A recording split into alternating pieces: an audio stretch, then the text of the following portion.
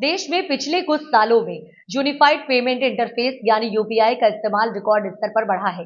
मौजूदा समय में चाय की दुकान से लेकर बड़े बड़े बिल पेमेंट के लिए लोग यूपीआई पेमेंट का इस्तेमाल करना ज्यादा पसंद करते हैं।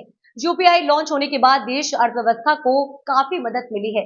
इसके अलावा आम जनता को भी काफी फायदा हुआ है। लोगों को अब कैश रखने की जरूरत नहीं पड़ती। लेकिन इसी बीच यूपीआई और डिजिटल पेमेंट के जरिए होने वाले फ्रॉड के मामलों में भी काफी बढ़ोतरी हुई है। आरबीआई ने अपने वार्षिक रिपोर्ट में बताया कि बीते 2 सालों में सबसे ज्यादा डिजिटल धोखाधड़ी के मामले दर्ज किए गए हैं। वित्तीय वर्ष 2023 में आरबीआई को रिपोर्ट किए गए मामलों की संख्या 30% बढ़कर लगभग 36,000 हो गई है, जबकि वित्तीय वर्ष 2022 में लगभग 9,000 मामले थे।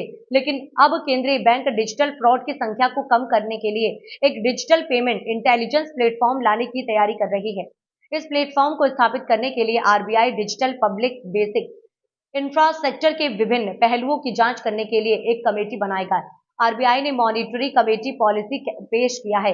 इस दौरान आरबीआई गवर्नर शक्तिकांत दास ने कहा कि डिजिटल धोखाधड़ी के बढ़ते मामले को रोकने और कम करने के लिए एक सिस्टम व्यापी दृष्टिकोण की आवश्यकता को उजागर करते हैं। इसलिए डिजिटल पेमेंट इकोसिस्टम में नेटवर्क लेवल पर इंटेलिजेंस और रियल टाइम डेटा शेयर करने के लिए एक डिजिटल पेमेंट इंटेलिजेंस प्लेटफॉर्म स्थापित करने का प्रस्ताव है।